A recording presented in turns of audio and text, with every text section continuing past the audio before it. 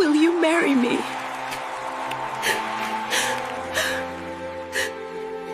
Yes.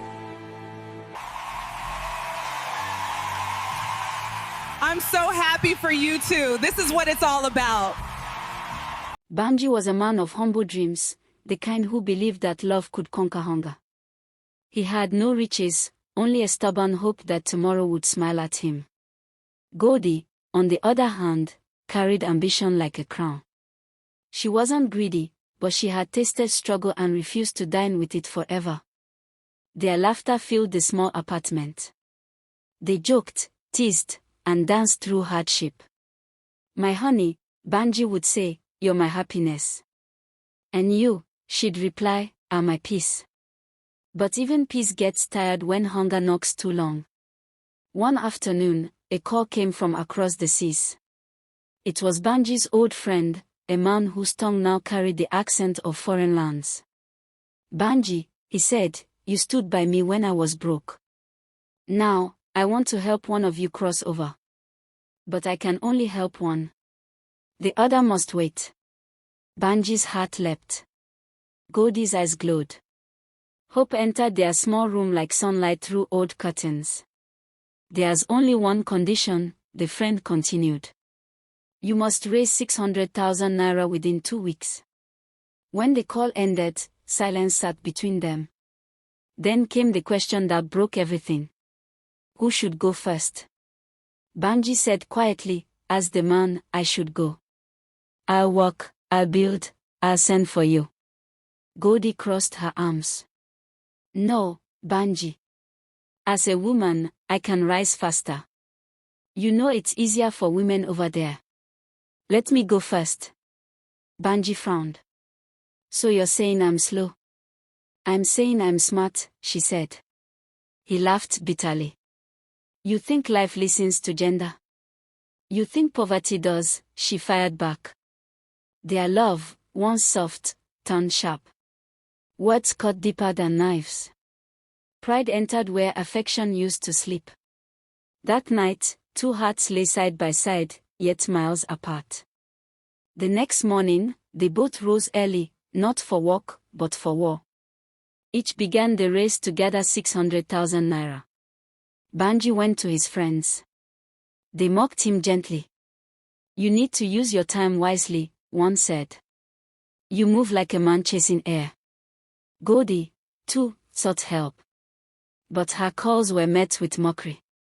"Goldie," one man sneered, "you can't even speak well. What collateral do you have?"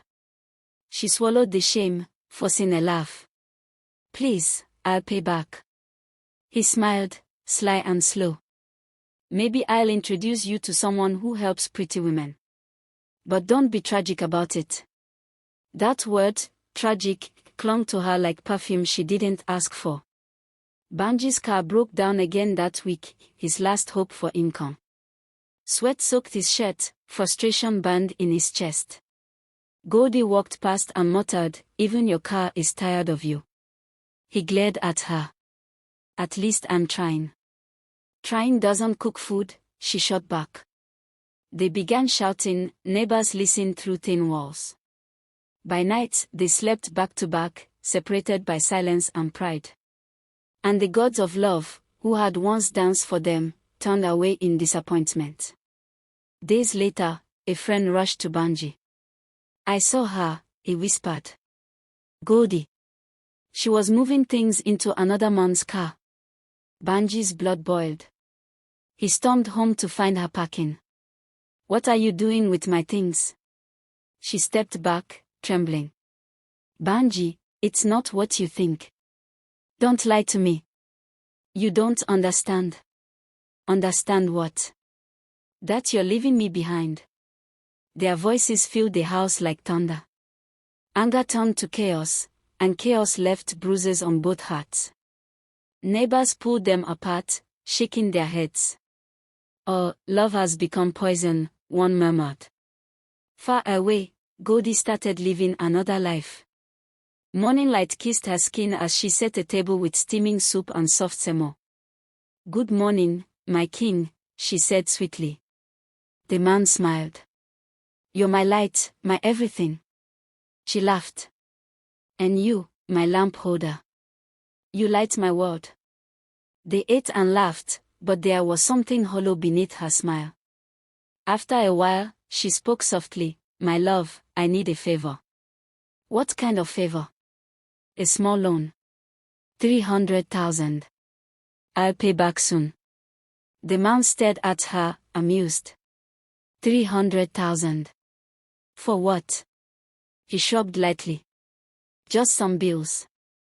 I'm a baby girl, I'll pay you back. He laughed sadly. Goldie, that's tragic. She smiled thinly. Now you finally know how to use the word. The room stayed quiet after her thin smile. 300,000. I'll send it now. Goldie blinked. Just like that. He grinned. I'm a generous man. But remember, gratitude is the only interest I charge. Her laughter returned, bright and shaky. She watched the alert appear on her phone, 300,000 Nigerian nairas received. For the first time in weeks, her chest loosened. She told herself, maybe good men still exist. The following days felt golden. She paid her bills, bought a new wig, even sent a small piece of the money to her mother. Mr. Tiger kept calling her my light, my queen. Everything looked smooth, until one afternoon, when two men in dark suits came to her door. Miss Goldie, one asked. Yes. They showed badges. Financial Crime Unit. You're needed for questioning. Her niece weakened. At the station, she learned the truth. The transfer she'd received was stolen money from a company account. Her own bank details were tied to the transaction. Goldie's voice cracked as she explained, I don't even know any company. The money came from my friend. But Mr. Tiger's number was switched off. His house was empty. The neighbors said he'd traveled. Traveled, another word for vanished. Goldie spent hours under harsh lights, answering the same questions again and again. She was finally released, but her name was blacklisted. Her accounts were frozen, and gossip spread faster than fire. Goldie the fraud girl. Goldie the scammer's lover. That evening she walked alone through the market streets. Every neon sign reminded her of his smile, every shadow whispered his promise. The same phone that once rang with sweet words now stayed silent. She thought of Banji, the only person who ever gave her without receipt. For the first time, she missed the smell of their small room, the sound of the ceiling fan that coughed like an old man. She missed peace more than wealth. They say time walks faster than a hungry man. Before long, moons passed and years folded quietly like clothes put away after a funeral.